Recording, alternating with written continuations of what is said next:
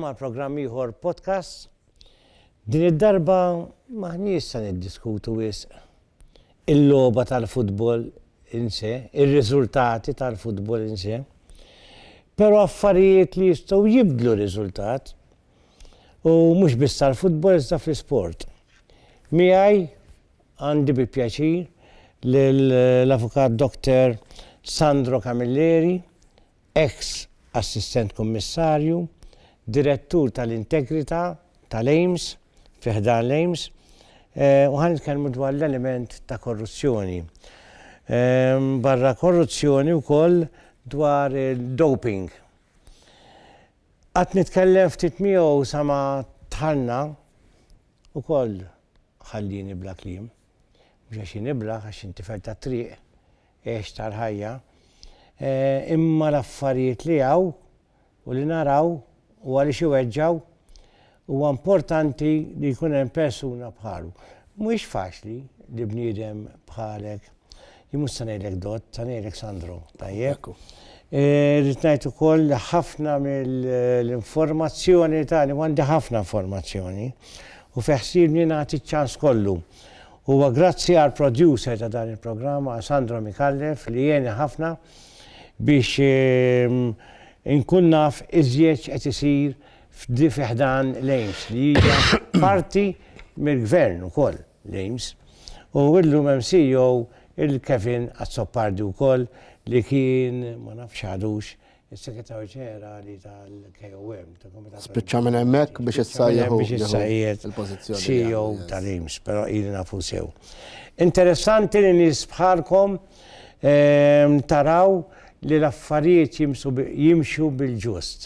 Il-ġust ma jfissirx tiskorja l-gowl, iżda biex tasal biex tiskorja l-gowl għaliex għandek kun aħjar minn ħadd ieħor, sew jew b'korruzzjoni għax iħalluk tgħaddi, tajjeb, jew għax kun ħadd xi sustanza li tgħinek tkun b'saħħtek iżjed mill-atleta ieħor. U fuq dan suġġett se nitkellmu, u mhux faċli, huwa suġġett ibes, imma suġġett li Sandro bla dubju jista' jgħin ħafna fih. Waħda forsi ftit jafu il-liġi nbidlet, Sandro. Iva. Ebbek bis-sentenzi sospiżi. Nirringrazzja. Sentenza sospiża. Mela, nirringrazzja l-ewwel ħaġa lil Sandro Mikallef huwa head fil-fatt fuq communications fejn tidħol l-AIMS. L-AIMS hija l-awtorità għall-integrità fl-isport Malti. Propju kif qed bentajab inti ftit ta' xhur ilu kemm jiena u kemm is-CEO, is-sur Kevin Azzopardi ħadda dan l-inkarigu, jiena għandi l-inkarigu ta' direttur fejn jidħol l-integrità. Jiena ħajti kollha fil-korp, ġifra mill 30 sena. U għamilt parentesi żgħira il-Housing Authority u issa hawnhekk propju fejn jidħol l-isport. Ħadd id-dottorat? Jiena għandi għamil dottorat ieħor bħalissa fil-fatt għamil dottorat ieħor u bdejt ieħor terġa'. Telet wieħed ħajkun. Ma naqaf qatt. Ħajtek tistudja. Jien nistudja dejjem jien ta'.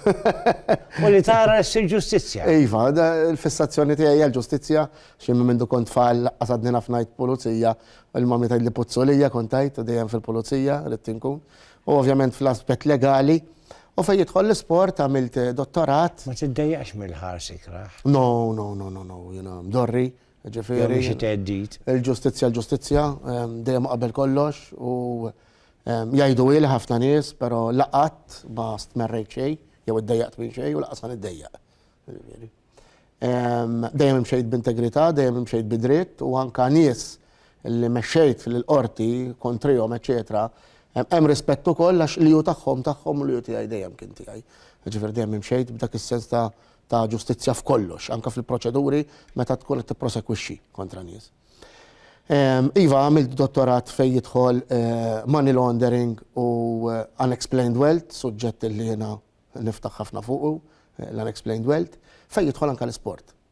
U għal daqstant ġejt propost din il-kariga u fil-fatt bdejna x-xogħol. U kif konna nitkellmu anke qabel, iva, qed naqbdu ritmu forsi naqra differenti milli kien hemm qabel fuq l-aspetti kollha għax l-AIMS huwa r-regolatur fejn jidħol l-isport Malti. Ġifieri l-AIMS għandek il-klabs u l-federazzjonijiet kollha rreġistrati ġo l-AIMS, mhux kollha għadhom sal-lum għax għadna fi proċess ta' reġistrazzjoni u minn hawnhekk nirringrazzja l-federazzjonijiet, l-assoċjazzjonijiet, clubs li kollha qed jersqu ftit anka bliġi għax hija obbligatorja għal reġistrazzjoni u qed immexxuhom u t-tim kollu ta' reġistrazzjonijiet immexxi minn Dr. Sijon ukoll fih dan l-aims li qed jagħmlu xogħol kbir ħafna f'dak l-aspett. U mbagħad għandek aspetti oħra li huma l-antidoping li ilu l-ammont ta' snin f'pajjiżna, match fixing u manipulation flimkien ma' awtorità, ovvjament qed jaf li hemm il-Malta Gaming Authority wkoll fuq dawk l-aspetti, aħna nieħdu lat sportiv per se. U hemm aspetti wkoll ta' safeguarding li huma irdu niftħu iktar anke nilleġislaw anke f'direzzjoni iktar vasta fihom. Fejn huwa fejn jidħol nurseries, it-tfal tagħna fin-nurseries, abbużi li jkun hemm fin-nurseries, abbużi verbali ta' għajjat, skużi Sessuali wkoll. Ikun hemm ukoll, jista' jkun hemm ukoll iva, li ovvjament dak li jkun dejjem reat kriminali, ovvjament dejjem tidħol il-Pulizija Eżekuttiva trid. Però aħna huwa dak il-bridge ħafna drabi li nimxu pari passu id fit f'dawn l-aspetti. U fil-fatt dak li qed naraw jiena personali li f'dawn ix-xhur għax proprju ftit xhur ili jiena jisu daqs 4 xhur qed jersqu ħafna nies il-qudiem. Qed jersqu ħafna nies il-qudiem għax għandhom fiduċja, jgħidulna fl-aħħar nista' nitkellem jien għandi fiduċja u qed jiġu u jaqsmu magħna u jagħtu informazzjoni u nistgħu niftu ħafna iktar x'għandna l-informazzjoni li tingħata lilna tkun kollha riservata, all right? Aħna mhux se nikxfu lil ħadd kull min jiġi jkellimna sakemm ma jkunx qed jagħmel reat kriminali hu stess, għax aħna mhux qed nagħtu l-proklama fl-aħħar mill-aħħar. Però n-nies ma dik hemm storji dak affarijiet oħra, x'ibda tidħol il-pulizija u nitlu aspetti oħra, x'fejn nistgħu nitlu ħafna fil-fond fihom. Però n-nies ittersaq lejna. U l-anonimiżi. Ma kif tersaq lejk? Tersaq lejna Jien ma nkunx nafek x'nagħmel. Iċċempel lejn stess qed iċemplu ħafna minnhom isma' nixtieq inkellem il-Dr. Sandro Camilleri rawni f'programmi diġà bħalma kienu jarawni fil-passat, jinkelli l-Union tal-Pulizija, l-Pulizija Union. N-nies qed tersaq lejna. Ma xjaħċe? Għadek l-istess. Somma, għed nikber ukoll. Kienet nonqos nara aktar mill-pis, għax kellna kondizzjoni tanka kont l-isptar, eccetera, f'ċurilu, allora nitlef naqra wejt. Imma iva, qed nidħlu iktar fl-sport kollu, dan rridu nagħmluha, ħafna jibdew jassoċjaw kollox jiżu mal-futbol. Għanna l-sport kollu. Mux fuq futbol bissa nitkellmu. 360 degrees l-sport, aħna ġifieri il-futbol huwa wieħed mill-aspetti sportiv. Daqsekku. Fil-fatt huwa hija xi ħaġa importanti li ftit jafu li fid-dinja il-WADA minn għalija. Il-WADA, l-World Anti-Doping Organization, aħna nimxu mal-kod. Il-futbol qas huwa minn ta' quddiem. Daqsekku. U xit minn post jiet. Daqsekku. Fej jidħol il-korruzzjoni. Pero ħan nitkellmu. Il-liġi nbidlet minħabba qabel kienet dejjem sentenza sospiża għal 4 snin, sentej sejrin jekk nibqgħu għaddejna. Issa ħabs. Mela, qed ikollna ħafna każijiet u kif tkellimna anke qabel. Mela fejn jidħol doping huwa aspett minnhom u kif qed tajben tajjeb inti aħna korruzzjoni se qed ngħid ħabs. Le, għax il-WADA code jitkellem dak fuq id-doping. Doping ukoll. Fejn tidħol il-korruzzjoni imbagħad hemm il-liġijiet Maltin u l-liġijiet internazzjonali wkoll. Mela fejn tidħol korruzzjoni, ftit ta' żmien ilu kont f'programm televiżiv fil-fatt jiena u għaċċa ħaġa illi saqqajmet naqra furur. Jiena kien jiġri li jekk anke meta kont fil-korp, nitkellem fuq min jipparkja qudiem garaxxijiet, eċetera, u jqum kbir li isu ħadd ma jkun jaf. Jew min jixrob u jsuq, jiekol u jsuq, ipejjeb u jsuq, dak iż-żmien kont inkun f'ħafna programmi kien iqum furur kbir isni ħaġa ġdida daw liġijiet li ilhom mill-1940s. Aħna invigore u forsi ma dak li jkun ma jinfurzaħħomx biżejjed.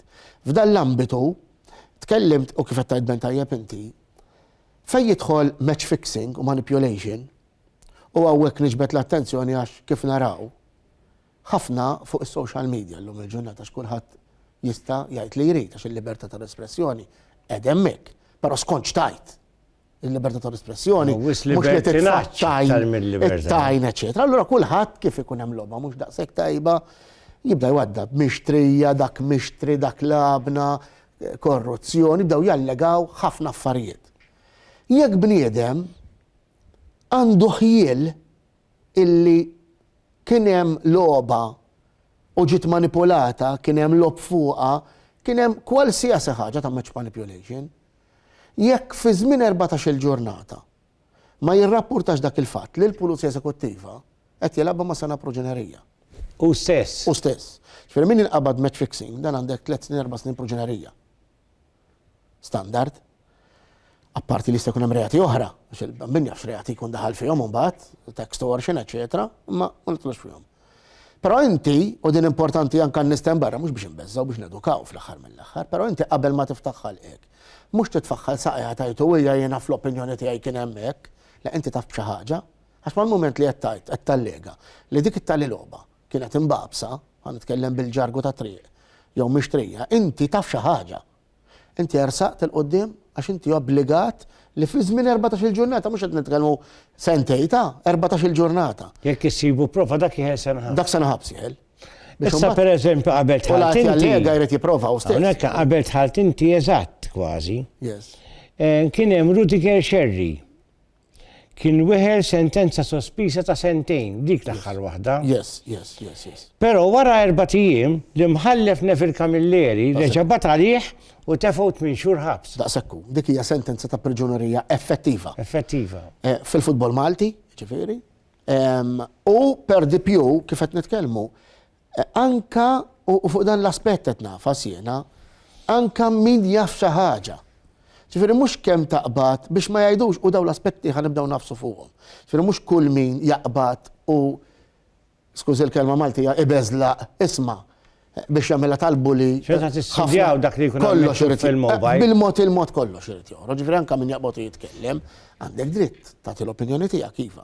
Ma mhux tallega għax dik l-allegazzjoni titmbagħad tikkorrobora. Mhux kemm twadda bit-tajn. U għall-isport Malti jagħmel ħafna ħsara.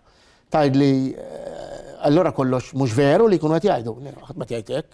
Ħadd ma jgħidlek. Kif ma morrux in-nies il-ħabs. U m'għandniex investigazzjonijiet. Ta' min isemmi Sandro, li inti barra li inti pulizija u xogħolok u ħajtek għamilta ta' pulizija fil-liġi u studjajt il-liġi, illum avukat ukoll, inti dilettant tal-futbol. Jena dilettant Għax importanti. Nistgħu nsemmu ma' min ukoll? Jena li kulħadd jafu. Belti. Jena belti po. Dejjem ħabbejt il-Valletta fatt kelli kariga anke mal-Valletta. Però kieku hemm xi ħadd mill-Belt xorta jgħaddi minna. Fil-fatt nista' ngħidha minn hawnhekk mhux se noqgħod niddejjaq ngħid, jiġifieri mill-bidu tal-kampjonat tissa ġifieri minn l-uniku tim li ġa sawru darbtej id-doping huwa l-Valletta. Żewġ tests, ġifieri. U min jażel li jsir id-doping? Allum il-ġurnata dik kan nistgħu niftħu fiha għax illum il-ġurnata qed niftħu ħafna qed nimxu fuq intelligence, forsi qabel kien ikun hemm iktar sistemi differenti, jintgħażlu kważi kważi se titella l-lotterija ħafna drabi. Illum il-ġurnata tittimxi ħafna aktar targeted b'informazzjoni, intelligence li jkollok inti anke ta' ċertu persuni, ħafna drabi wkoll li iva tittetfa dak l-element isma' għall-arreda u naraw il-min nġibu minnhom, però ħafna drabi kun targeted. U meta tikunu targeted f'ċertu sports, iva tikonna suċessi. U qed niftħu jdejna per dak aspett ieħor sa fejn tħol id-doping. Fuq sports li qatt forsi ma mmaġinaw illi se mmorru nittestjawhom ukoll. Nsemmi għandna kemm kellna laqa fil-fatt ma kull min jilgħab il-boċċi.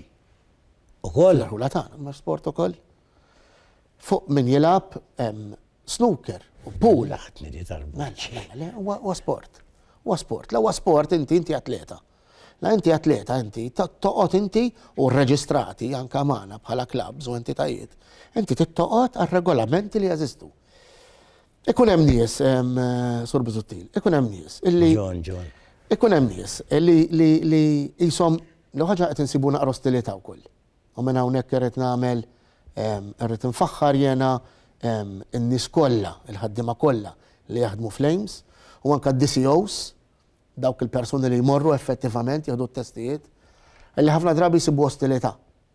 Ġifieri għadu kemm kellna każ fejn kien hemm tajjir, ostilità kbira, xena ta' sħiħa, it-test xorta ħaneħduh. Laqqas jinżel min jinżel. Ma jrix jgħidu. Inta tħol il-Pulizija Eżekuttiva u nimxu mod ieħor. Awtomatikament jekk tgħid li leha, inti ħati, inti ddoppjat. Ġifieri jekk inti tirrifjuta, awtomatikament qed tammetti inti. Din qed nitkellmu aħna bħal meta inti titwaqqaf fir-roadside testing inti u ma tridx tagħmel it-test ta' breathalyzer. Awtomatikament inti tagħmel ammissjoni.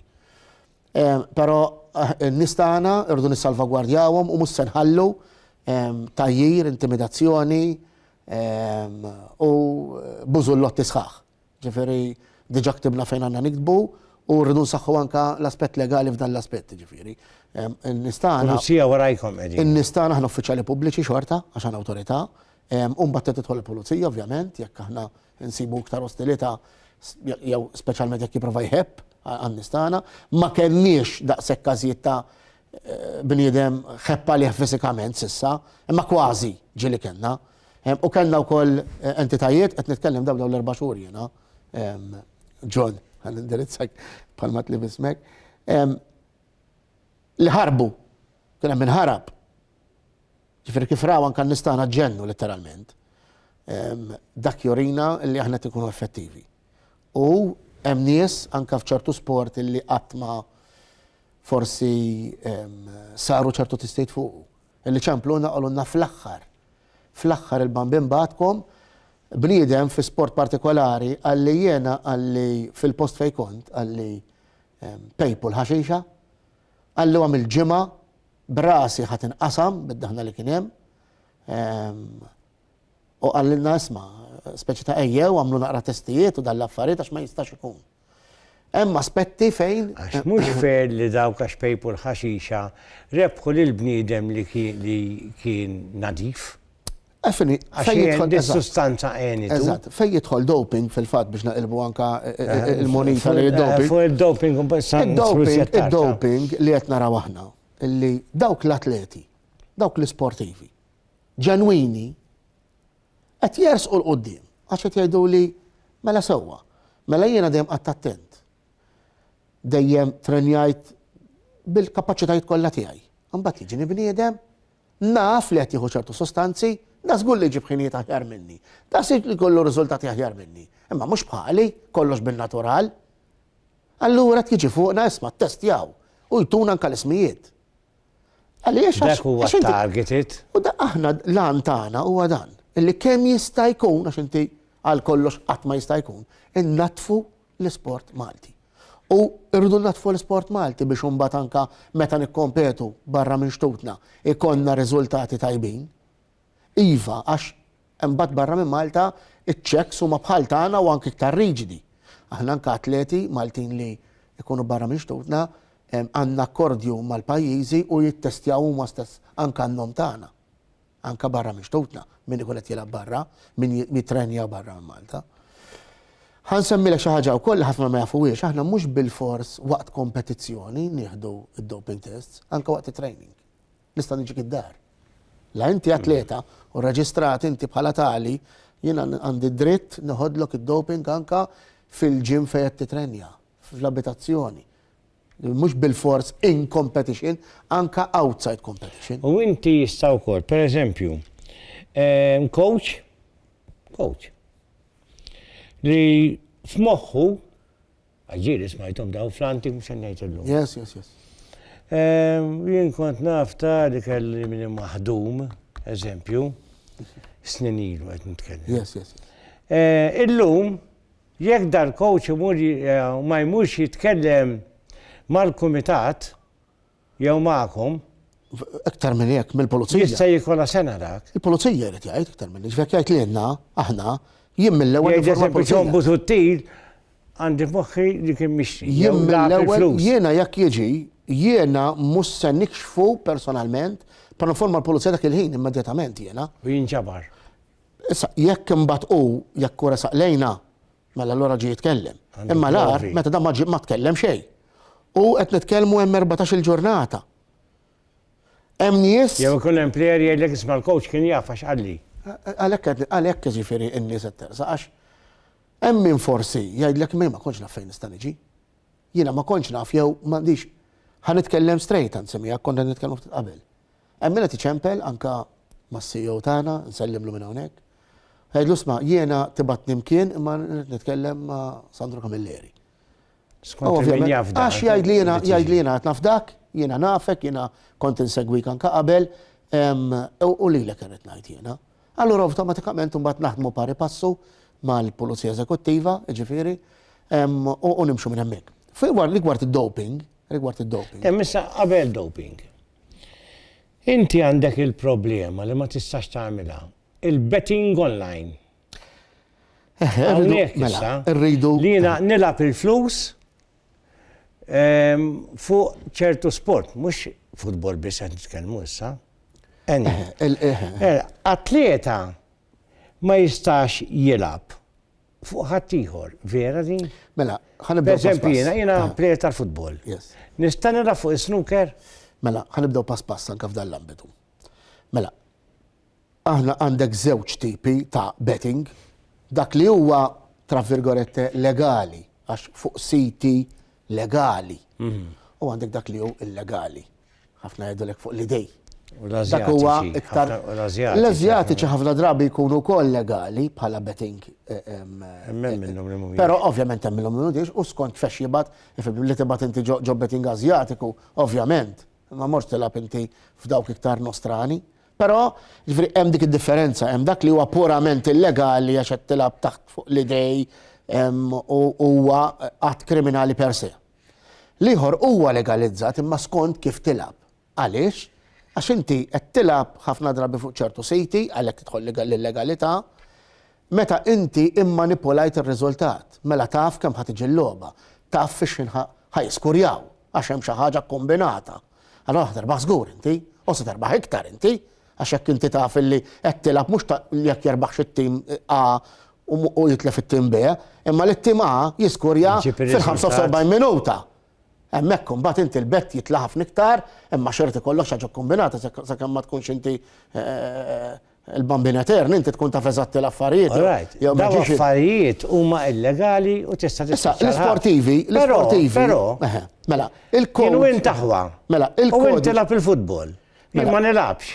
Nista' nilab jien. Mela, ħanibdew għalija. Din irridu noqgħdu attenti aħna għaliex għax ħafna kull entità sportiva, jekk nitkellmu Malta, l-MFA, fejn tħol futbol, l-ESA, fejn tħol water polo.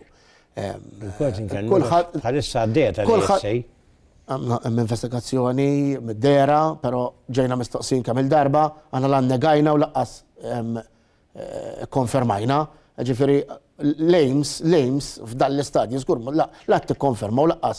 Imma naf li tinvestiga. Aħna kull ħaġa li tidħol, kull possibilità, kollox ninvestigaw, kollox naraw, però kull ħaġa li jkollna dejjem nimxu pari passu mal-Pulizija Eżekuttiva. U jekk se jkun, ġifieri hemm min jgħidilna qed tinvestigaw hekk, u qed tinvestigaw hekk, u qed tinvestigaw hekk. Għana kollox ninvestigaw, kull possibilità li jista' jkun hemm, nimmonitorjaw iktar milli ninvestigaw, għax fil-verità il-kelma tinvestiga hija wiesa ħafna iktar, tinkorpora ħafna affarijiet.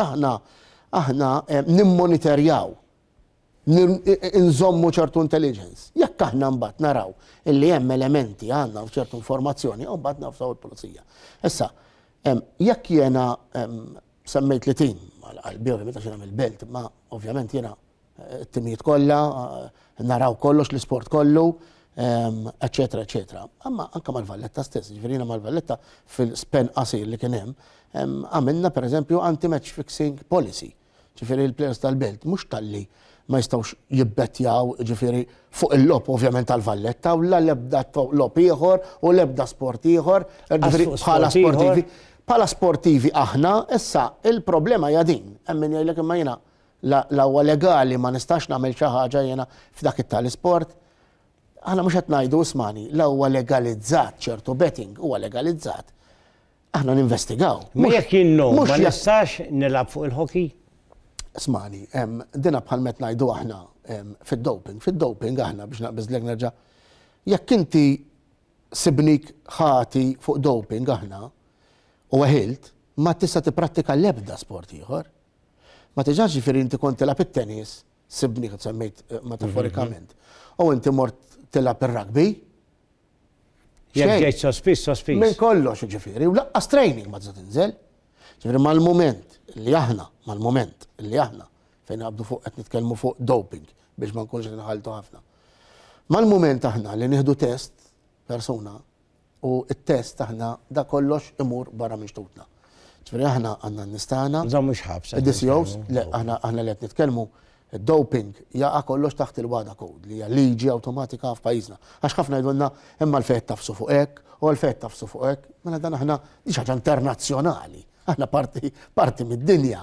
Da mhux xi ħaġa li vvintajniha aħna nimxu fuq liġijiet internazzjonali. Jekk bniedem aħna, it-testjajna, u kif qed ngħid Ben tajjeb, waqt li ħadna t-testing aħna dak is-sample li ħadna, dak l-awrina, din tmur barra minn xtutna, ma jiġi ċekkjat xejna u Malta, aħna kollox imur l-Awstrija fil-fatt. Kif jiġi r-riżultat, jekk se jkun hemm pożittività, aħna għandna s-saħħa li nissospendu temporanjament, immedjatament il dak l-atleta. Ninformaw lilu, lill-klab tiegħu, l-assoċjazzjoni jekk huwa futbol bil-FIFA, bil-UEFA, b'kulħadd. Il-medja wkoll? Kollox. Il-medja le differenti.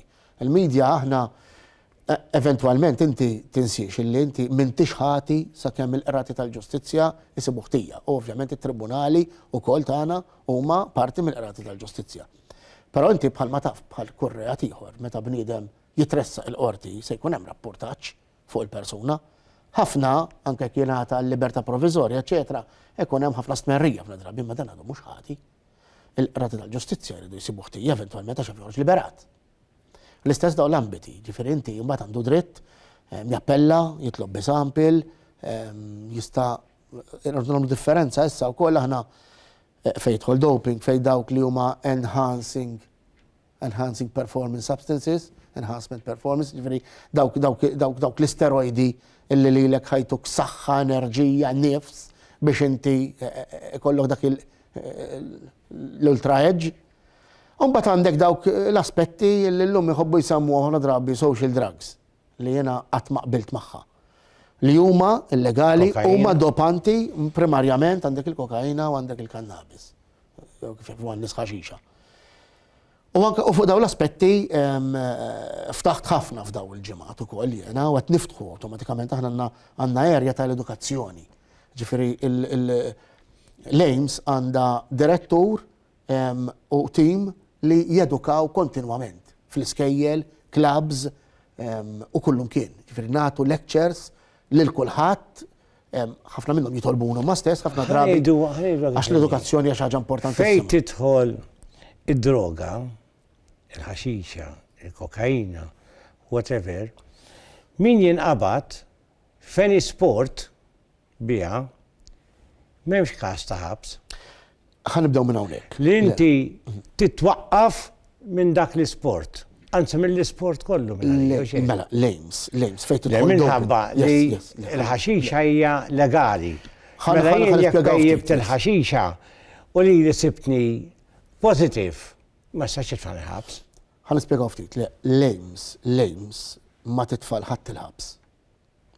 Ma qasres u biex iħer ħabs.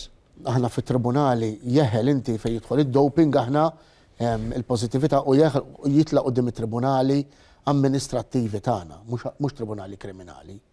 Dik hija xi ħaġa differenti. Fejn jidħol match fixing, aħna għalhekk nirrapportaw lill-pulizija għax imbagħad hemm reat kriminali u mbagħad tidħol pulizija eżekuttiva. Dak kriminali, dak jekk ħadd tipprosekwixxi, jekk ħassib il-provi biżejjed, hija l-pulizija eżekuttiva, mhux aħna. Fejn jidħol doping aħna bħala AIMS nissospendu u nieħdu l-passi per huma amministrattivi.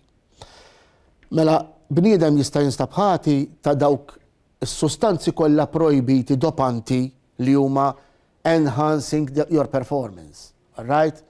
Il-famużi steroids, elenku kbir. Dawk, they are one thing. Imbagħad għandek dawk illi ħafna jsejħulhom bħala social drugs. Kif attinti, il-kokaina mhijiex legali, il-kokaina, il-kannabis illum hija legali f'ċertu parametri. Għalik waħdek ma tispiċċax. Qed nitkellmu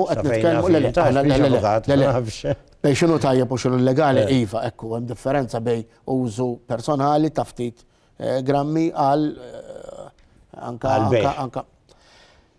Però anka fejn tidħol il-kannabis fil-waqt li l-istat iva il-leġizla li inti jista' jkollok serba pjanti f'kull dar li tista' tbejjeb il-kannabis basta fl-abitazzjoni tiegħek. Imma hija nkunu ċari u tondi, konti qed programm anka il-beraħ stess, illum il-ġurnata tmur f'postijiet u x-xom, riħa, ta' kannabis. Kam il-bitħa tiegħi, ma sa. Issa, imma l-bitħa dik hija problema u ġatta kiljawa. Ġej minn ta' fuqi. Ġej minn ta' fuqek. Ma għar minn hekk inti illum anke mort festa, ħafna drabi tajt imma wakka tibibu l-ħaxixa. Ħafna drabi jekk mort anke tara logħba. Aw inti tajt isma' illegali. Taf li mhix fujħa mhux xi dolċe gabbana u pensemmi dejjem għal ma marriċ nagħmel pubbliċità. Imma di hija legali, ma sax pejjepa inti ġoġnien barra triq, ma tistax, hemm liġi ad hoc. Però fejn tidħol l-isport, il-kannabis hija dopanti. Ġifieri, jekk atleta jinstab pożittiv għal kannabis, aħna se nieħdu passi.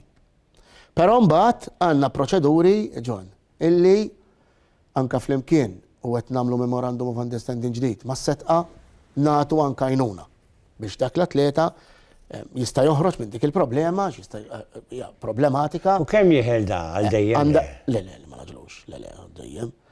Anka rridu ngħidu wkoll, ġifieri anke aħna it-testijiet li jsiru, ovvjament, qegħdin immirati aħna biex innatfu kif qed ngħidu minn kull sport. Però il-kannabis, għax jgħidu ma il-ħaxixa jekk jiena stajt impejjeb, eċetera. L-ħaġa anka dawn it-tipi ta' droga jirdu naraw jekk ħadhomx biex jgħinuh fl-isport mela ħadhom biex jipperform aħjar. Il-kokaina kulħadd jaf li hija stimulant u f'ċertu sport, speċjalment, se ttik ħafna iktar għajnuna. Il-ħaxixa, il-kannabis hija mi stimulant, pjuttost hija depressant. Imma kalmant. Meta rebaħ xi ħaġa. Però il-kannabis mingħajr ma nidħol f'ċertu technicalities jiena għax mhux dak lan. Il-kannabis l-ewwel ħaġa jekk tittieħed ma' ċertu sustanzi ma tibqax kalmant u tiġi stimulant minn nifisha waħda. F'ċertu sport aħjar li tkun iktar kalm inti għax inti tneħħilek ċertu tensions. U għar minn hekk il-WADA, il-World Anti-Doping Organization, dejjem tisħaq illi il-kannabis, il-THC, il-tetrahydrocannabinol, li huwa l-element li huwa ta' droga fil-kannabis, ħafna drabi jkun masking agent. Ġifieri, jekk bniedem ħa ċertu steroids, u mbagħad pejjeb ammont ta' ħaxixa, timmarkanna lilna l-ħaxixa biss. Għad tkun qattitilna dik is-sustanza li jkun għandna mezzi, ħafna drabi jinqabdu xorta li jkun hemm l-isteroidu koll, imma jista' jkun hemm każijiet fejn il-ħaxixa, speċjalment f'livelli għoljien ħafna li nsibu nanograms, nanomilligrams fiha, ikunu għoljien.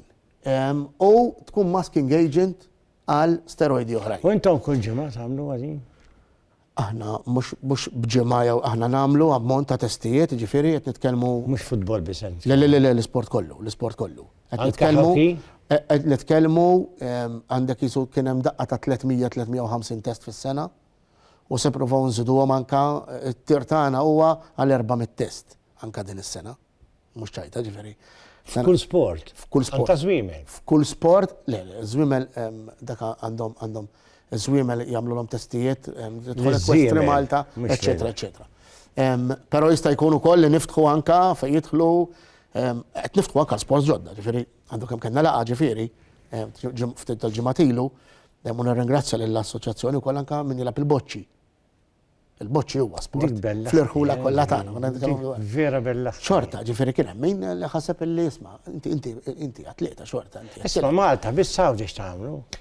Fil-verità kont naftit iva fil-weekend li għadda stess. Nista' ngħid il-weekend li għadda stess kien testijiet, ġifieri. Marru tajjeb għaddew. Dak it-test ikunu idum biex jiġi, it-test dejjem għandu 3 ġimgħat, ħafna drabi m'għandniex eżatti time frame eżatti, għandna testijiet għadhom ġejjin anke met-twetta ta' 2025 għax kien hemm il-fest in between anke l-laboratorji barra minn Malta.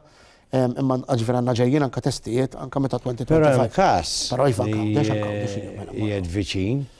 Dik kien sentenza ta' bejna duru għala fejn kien hemm goalkeeper li kien fuq match fixing mhux fuq id-doping. Żgur. Dik hemm investigazzjoni kbira u ovvjament mexxiet il-Pulizija Eżekuttiva għax imbagħad kien hemm bażi Alright, inti jista' jkollok suspett, minn suspett ikun suspett raġonevoli, ikollok bażi, imbagħad tidħol il-pulizija eżekuttiva u mmexxew. Ġifi dak għatem f'liema stedju għad. Għaliex, ħansemmilek l-iktar żewġ assoċjazzjonijiet qawwijin tal-isport f'Malta, l-MFA u l-ASA. Għaliex jarawha kera meta xi ġurnalist bħalma ġara f'The Times joħroġ stejjer ta' korruzzjoni bħalma joħroġ tal-futbol jew ħareġ issa tal-ASA. Jiena dejjem huma jixtiequ li l-ħwejjeġ jinħassru ġewwa. Ħankun sinċir li inti ovvjament ġurnal u ġurnal serju, jiena mhux ħanidħol fil-merti ta' din l-investigazzjoni più o meno, għax għandna la konfermajna u laqqas innegajna jekk hemmx investigazzjoni bħala Ames, però għandi nifhem għax rajt li l-Pulizija Eżekuttiva tkellmet fuq dan il-punt għax kien hemm ġifieri la titkellem il-Pulizija Eżekuttiva aħna mhux tal-li nimxu pari passu mal-Pulizija, Ġon, tal-li aħna bl-ebda mod ma musa nidħlu f'ċertu aspetti li jistgħu anke forsi jagħmlu ħsara l-investigazzjoni per se, għax daw ikunu affarijiet li huma delikati. Rajt ikun hemm investigazzjonijiet li jkunu delikati. U tifhimni. Le, jekk ġurnal għandu bażi, għandu sodizza, għandu informazzjoni u nifhem jiena qed nitkellmu ġurnal prominenti f'pajjiżna li ma naħsibx li se joħroġ xi ħaġa ta' fantaxjenza. Joħroġ all out u jagħmel m'għandux ħadd jaraħħa bħala xi ħaġa tal-biża'. Ovvjament sakemm hemm elementi b'saħħithom. Imma aħna kull dubju ma nistgħux iħallu l-ebda dubju, kull ġebla rridu naqilbuha. Right? Kull probabilità għandna ninvestigawha. Ejja nippruvaw nagħmlu ħilitna kollha biex innatfu kull possibilità. Jekk ma hemm xejn, ma jkun hemm xejn. Imma tinvestiga biex tara hemm xejn. Eżempju vera li Ma tistax inti issa tgħidli imma għax ikunu tafaw it-tajn u dan l-affarijiet. Żgur mhux Lames, għax Lames mhux se tidħol qatt ma ħarġet qarrija personali f'daw l-affarijiet. Fil-fatt qed ngħidlek f'dan l-aspett ġejna mistoqsin kemm il-darba għadhom m'għandix biżejjed jekk hemm aħna min-naħa tagħna la konfermajna laqas innegajna, dak inħallu f'idejn il-Pulizija Eżekuttiva mbagħad għax il-każ huwa tagħha mbagħad. jiena smajt li dal-weekend għandkom erba' f'moħħkom diġà targeted. Dak ma nistax ngħidlek jiena stess, għax jiena stess li jiena direttur l-nistana. Semmilek l-ismijiet. L-nistana. Però hemm erba' targeted. Ħanajdlek John. Meta tkunu tafu qabel? Tkunu tafu qabel? Aħna mela, aħna jkun hemm. Fil-futbol qed nitkellem. Isma' aħna jkun hemm pjanijiet, intelligence, informazzjoni, targeted games, ħajkollok kollox inti tittaħdem. U minn fejn jiġibuhom daw? Min nies li jiġu jitkellmu. Nies li jiġu jitkellmu. Ismani, inti tittamel il-homework tiegħek, ma jeżisti xejn jaqa' mis-sema. Jistabni dejjem jgħidlek għandi f'moħħijek qed inħossek target jaħek jew le. Ismani, kull min se jgħidilna ġarmi ma jgħidilniex hekk. Jkun iktar sod jew ra xi ħaġa jew sema xi ħaġa. Ħafna affarijiet ikunu diġà ilhom ifaqqgħu naqra. Right? U mbagħad tagħmel xogħolok. Ġifieri aħna kif qed ngħidlek. Nistgħu mmorru għall-arrieda u ntellaw il-minu għall-arrieda, iżda tintellaw it-tumbla. Nistgħu mmorru iktar diretti aħna, through intelligence li jkollna, jista' jkollna ħsieb ta' persuna jew persuna oħra, aħna ħadd m'għandu jibża jekk inti nadif. Mela allura ħafna drabi aħna anke meta mmorru nsibu ċertu ostilità inti għalfejn tiddejja inti nadif inti u allura fejn tiddejja inti. X'inhi l-istorja? Come forward, anzi tgħidli inti, ejja ersaq il-qudiem anzi. Ġifieri għandna obbligu. Hemm min morna ġifieri ġew nies fuqna jgħidulna ermijak ġifieri ta' jiena hawnhekk ma ħansemmi l-ebda ismijiet u l-ebda xejn. Isma' ittestjaw il-dak tal-kumitat pereżempju. Nistess. Jew atleti stess. Qed ngħid minn hawnhekk għax dan għandu jservi wkoll bħala edukazzjoni fl-istess ħin dit-tok. Imma anke biex ngħidu n-nistan barra, tibżax. Ejja l-qudiem, ejja tkellem magħna. Ejja ħalli inti ma jkollokx fuq l-istonku tiegħek li x'aktar xem logħba manipolata. Jew dak li jkun qed jieħu qed ikun fid-doping, qed jiddopja ruħu, jew qed jabbuża. Ikun hemm ukoll għax jiena nidħollok fl-aspetti kollha dawk li skużi l-kelma bil-Malti jisemmuhom poxtjaturi, fis-sens li isma' jinnaf koppja ħassru u biex tagħmel vendikazzjoni lil boyfriend tagħha taf li huwa futboler jew huwa atleta f'disċiplina tajlek isma' dak jieħu hekk u hekk. Ikun hemm ġieli ma jkunux veru. Għal-ġimgħa konna flimkien. Ġieli ma jkunux veru tkun vendikazzjoni, ġieli jkunu vera wkoll. Orridu naraw mbagħad. Kemm idum fil-PP? Irridu naraw għax l-ewwel ħaġa hu jista' jiddikjara mhux qed nitkellmu fuq steroids. Steroids dawk li huma performance enhancement. Steroids issa toħodhom ġihomlok l-isptar ukoll, Ma steroids ma esmur, ma jekk inti kollok ċertu kuri, jekk kollok ċertu kura. Inti fl-isport tiddikjara kollox inti. Inti anke tieħu pinnola għandek flessjoni, għandek rieħ, inti tirreġistra u bit-tabib tal-klab. Illum ġeba ngħidilhom jien anke biex taħsel idek jew biex tinħassel tittoqgħod attent. Għaxin kelli l-COVID u tawni l-steroids. 100%. Steroid f'ċertu terapiji huma steroid. Imma t-tobba jtuhom dawk għax jafu x'għetituhom mhux ħajtihomlok biex tagħmel sport aħjar inti biex inti ikollok nifs aħjar, biex inti taqdef aħjar għal mod tal-kelma fir-regatta, biex inti tiġri iktar fl-atletika, ovvjament le. Dak huwa d-doping li nħallu l-isport nadif minn dawk is-sustanzi. Però s-sustanzi l-oħra li huma mhux meqjusa essaċ bħala performance enhancers u qed ngħidlek ħafna jsemmuhom bħala social drugs. Semmejnihom diġà il-kokaina u ħaxix. Ħafna drabi jekk da jammetti u jgħidlek jiena ma noħodix għal performance, jiena qed noħodha mill-lat soċjali. Hemmhekk huwa allarmanti ħafna drabi għax qed ikollna każijiet John illi jammettilek jgħidlek jiena ħriġt ma' tfajla tiegħi, morna fit-talipost, fit-talibar, ġbidna, kokaina, daqt nitkellmu aħna. U jgħidlek allura jien ma ħadtix ħabba l-logħba, ija ma ħada 3 tim qabel logħba. Semmejt li inti kemm idum, mhux kulħadd l-istess, skont il-metabolizmu tal-persuna. Esperti jgħidulna anke 4 ijiem ikoll effett il-kokaina fuq bniedem. Hemm min jgħidlek le, jiena inqas. Bħalma nitkellmu aħna fuq ix-xorb l-alkohol. Isma' ħafna jsaqsuna, jekk nieħu 3 tiflix kemm birra jimmarka l-Bidelizer, jekk nieħu 4, jekk nieħu 2, mhux kulħadd skont il-metabolizmu tal-persuna jkun xkiel, hemm ħafna fatturi. Ħafna drabi l-Bidelizer fil-blood jkun ħajsplodi bil-level tal-alkohol li jkun fih. U ħafna drabi anke fid-doping, ġifieri jkollna każijiet fejn ħa iktar minn sustanza waħda. Dopanti ta' performance enhancement, ġifieri, jew ħa sustanza li laqqas ikun jaf x'ħa.